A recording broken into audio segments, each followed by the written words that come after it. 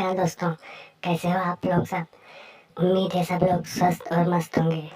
ज्ञान सागर चैनल को सब्सक्राइब जरूर करें और घंटे दबाना ना भूलें। आज हम बात करने वाले हैं पुराण के बारे में। बताएंगे आपको कितने पुराण हैं और संक्षिप्त में आपको बताएंगे कि उन पुराणों में है क्या।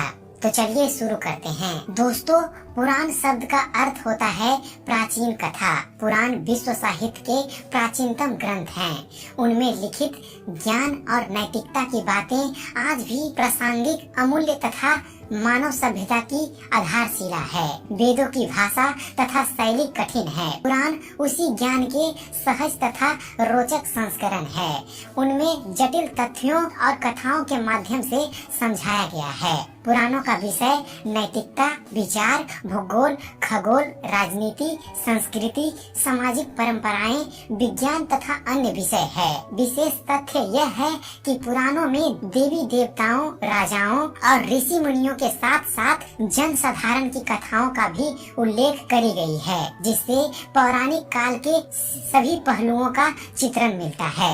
महर्षि वेद व्यास द्वारा 18 पुराणों का संस्कृत भाषा में संकलन किया गया। ब्रह्मा, विष्णु तथा महेश उन पुराणों के मुख्य देव माने गए हैं। त्रिमूर्ति के प्रत्येक भगवान स्वच्छ को 6 पुराण समर्पित किए गए हैं। इन 18 पुराणों में अतिरिक्त 16 उप पुराण भी हैं, लेकिन आज हम आपको केवल मुख्य 18 पुराणों की संक्षिप्त परिचय दे रहे हैं।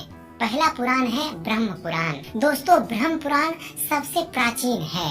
इस पुराण में 216 अध्याय तथा 14,000 श्लोक हैं। इस ग्रंथ में ब्रह्मा की महानता के अतिरिक्त सृष्टि की उत्पत्ति, गंगा का अवतरण तथा रामायण और कृष्ण अवतार की कथाएं भी संकलित है।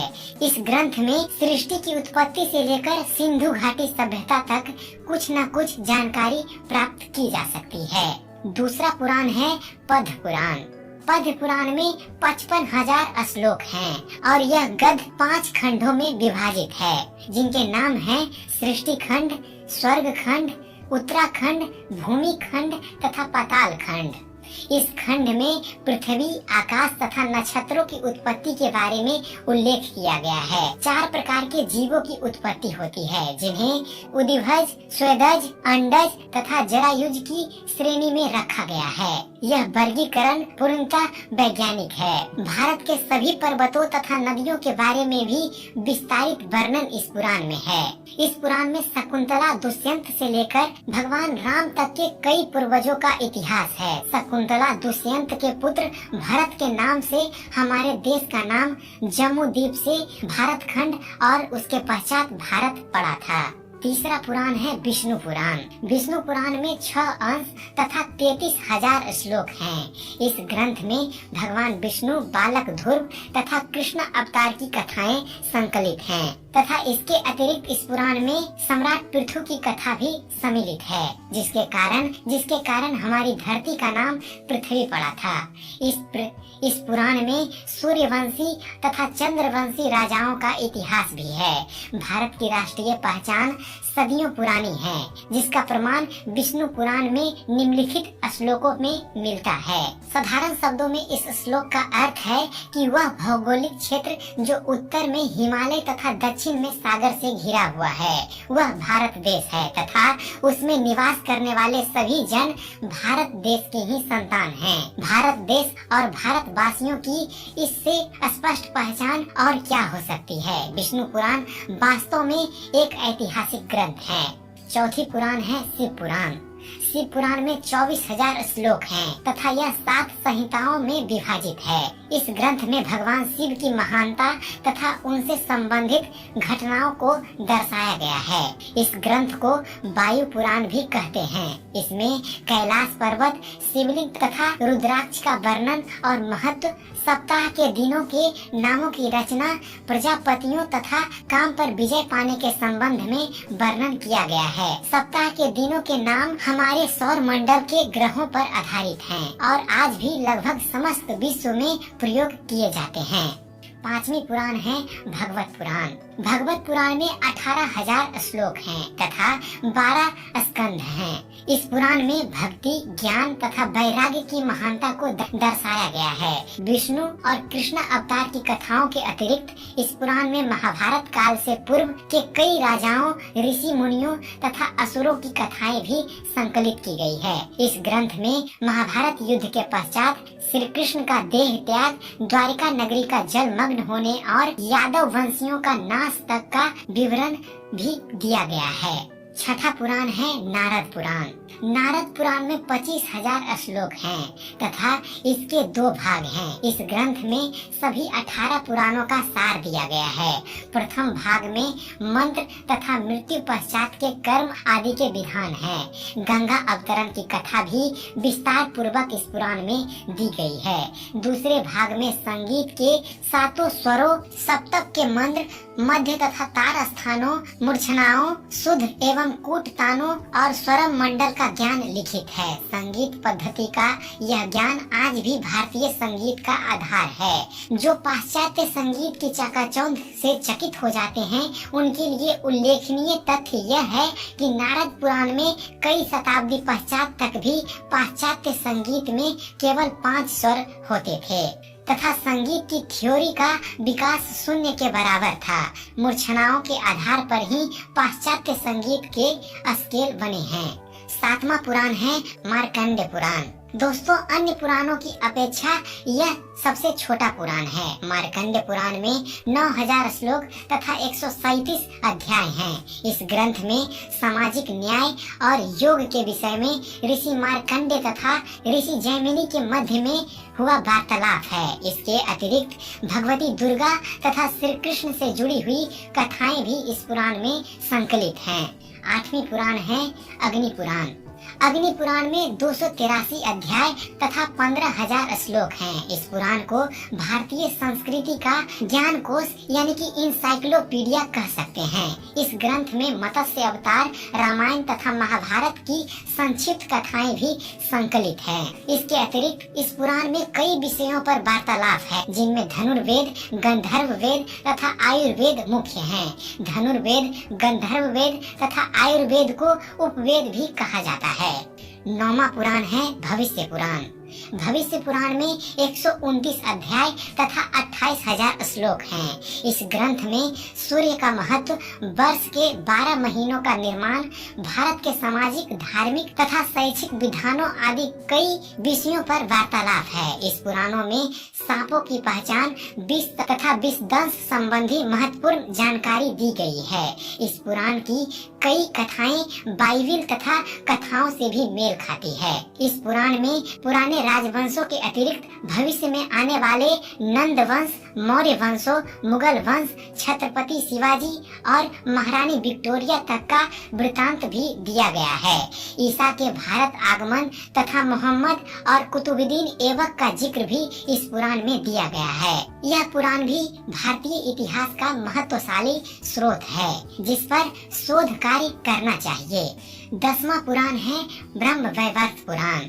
दोस्तों, ब्रह्म वैवर्त पुराण में 18,000 श्लोक तथा 218 अध्याय हैं। इस ग्रंथ में ब्रह्मा, गणेश, तुलसी, सावित्री, लक्ष्मी, सरस्वती तथा कृष्ण की महानता को दर्शाया गया है तथा उनसे जुड़ी हुई कथाएं संकलित की गई है। इस पुराण में आयुर्वेद संबंधी ज्ञान भी संकलित है। 11वां पुराण है लिंग पुराण। लिंग पुराण में 11,000 श्लोक हैं और इसके 163 अध्याय हैं।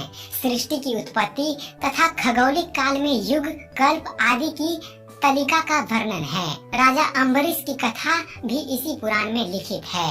इस ग्रंथ में अघोर मंत्रों तथा अघोर विद्या के संबंध में भी उल्लेख किया गया है। 12वां पुराण है बाराह पुराण। बाराह पुराण में 217 स्कंध तथा 10,000 श्लोक हैं।